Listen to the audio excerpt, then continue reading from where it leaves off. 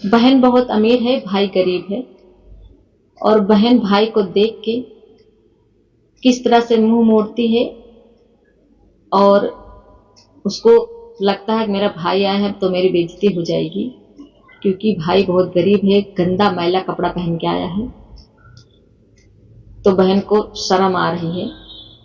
फिर भी भाई का प्यार देखिए कि वो अपनी बहन के जब बेटा हुआ, भांजा हुआ, तो दौड़ता हुआ जिस हालत में था सुबह उसी हालत में पहुंच गया बहन के यहाँ। सोचा कि मैं सबसे पहले पहुंचूंगा, इसीलिए। तो चलिए सुनाते हैं बहुत ही प्यारा सा भाई बहन का सोहर गीत। भैया के माइली न धोतिया बहिन देसे पहुँचे, बहिन देसे पहुँचे न हो। भैया के माइली न धोतिया बहिन देसे पहुँचे, बहिन देसे पहुँचे न हो। मोर बहिनी हनली ही बाजार के वड़िया नाही खोलाई, के वड़िया नाही खोलाई हो मोर बहिनी हनली ही बाजार के वड़िया नाही खोलाई, के वड़िया नाही खोलाई हो मोर सखिया बहिनी के भाई लालनवा तो भैया घरा आवै, तो भैया घरा आवाई हो मोर सखिया बहिनी के भाई है लालनवा, तो भैया घरवा आवै, तो भैया घरवा आवाई हो। मोर सखिया बहिनी न खोलै के वड़िया, जो भैया घरवा आवै, जो भैया घरवा आवाई हो। मोर सखिया बहिनी न खोलै के वड़िया, जो भैया घरवा आए, जो भैया घरवा आए न हो। तो देखिए बहन बहुत अमीर हो गई थी। गरीब भाई को देख के, मैली धोती देख के वो दरवाजे बंद कर लेती है। मेरा भाई आ रहा है, बड़ी बेइज्जती होगी, चलो दरवाजे बंद कर लेते हैं, नहीं तो सब पूछेंगे ये कौन है, तो मैं क्या जवाब दूंगी, इसीलिए उसने दरवाजा बंद कर लिया। और बहन को इस तरह नहीं करना चाहिए, क्योंकि जो भाई दौड़ता हुआ तुम्हारे लिए आया है वो जैसे भी आया है, फटे पुराने कपड़े पहन गया, पर तुम्हारे लिए तो अपने भांजे के लिए दौड़ता हुआ आया है वो। तो चलिए सुनाते हैं, आगे बढ़ते हैं। तो देखिए बहन क्या करती है। बहन अपने जो नौकर चाकर, जो उनकी सेविका है, उनसे क्या बोलती है, खुद नहीं जाती है, अपनी सेविका को भेजती है। तो देखिए किस तरह से क्या बोलती है। सुन मोरी सेविका बहिनिया दुआरवा पे जातू, दुआरवा पे जाती हो। सुन मोरी सेविका बहिनिया दुआरवा पे जातू, दुआरवा पे जाती हो। मोरी बहिनी आई बाटे हमारा बीरनवा, गाठरिया लाई औ तू, गाठरिया लाई औ तू हो। मोरी बहिनी आई बाटे हमारे बीरनवा, गाठरिया लाई औ तू, गाठरिया लाई औ तू हो। मोर सेविका देखिया वा भाईया काओ लाए, गाठरिया देखी आवा, गाठरिया देखी आवा हो मोर सेविका देखिया वा भैया काऊ लाए, गाठरिया देखी आवा, गाठरिया देखी आवा हो। इतनी वचन सुनी सेविका दुआरवा की ओर गई, दुआरवा की ओर गई हो। इतनी वचन सुनी सेविका दुआरवा की ओर गई, दुआरवा की ओर गई, गाठरिया देखी आई, गाठरिया देखी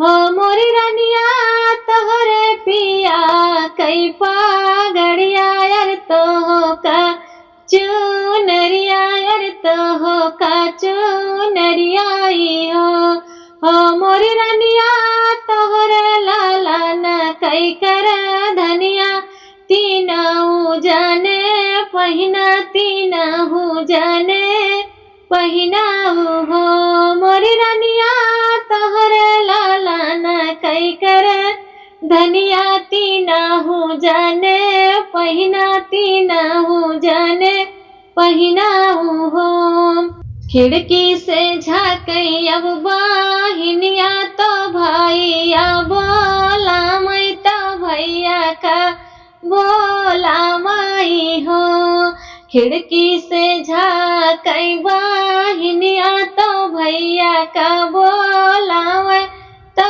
भैया का बोला माई हो मोर भैया बहुत मैली तोहरी धोतिया पहिर चला आया पहिर चला आया हो मोर भैया बहुत मैल तोहरी धोतिया पहिर चला आया पहिर चला आया हो अरे काऊ काही मोरी बहिनी कहत लजिया लगई कहत लजिया लगाई हो काऊ काही मोरी बहिनी कहत लजिया लगई कहत लजिया लगाई हो मोरी बहिनी बड़ भी न सरवा तोहरी माई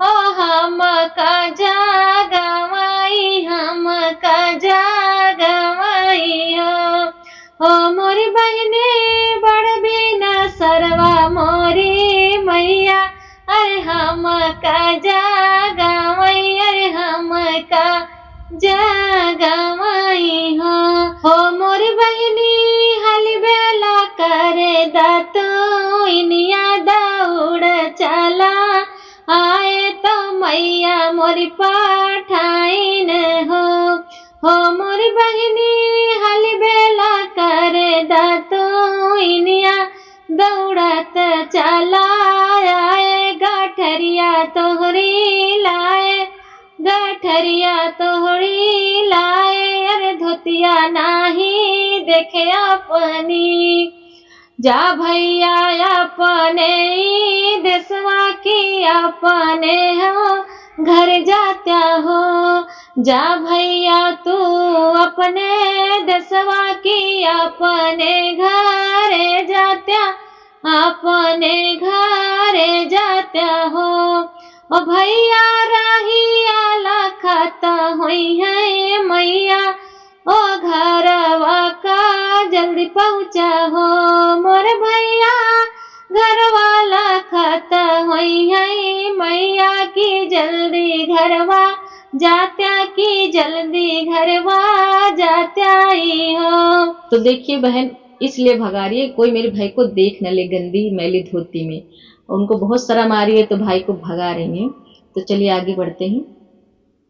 भैया के मैली ने धोतिया बहिन देश पहुँचे बहिन देश पहुँचे न हो भैया के मैली ने धोतिया बहिन देश पहुँचे बहिन देश पहुँचे न हो मोर बहिनी हनली बाजार के वड़िया नाही खोलाई के वड़िया नाही खोलाई हो।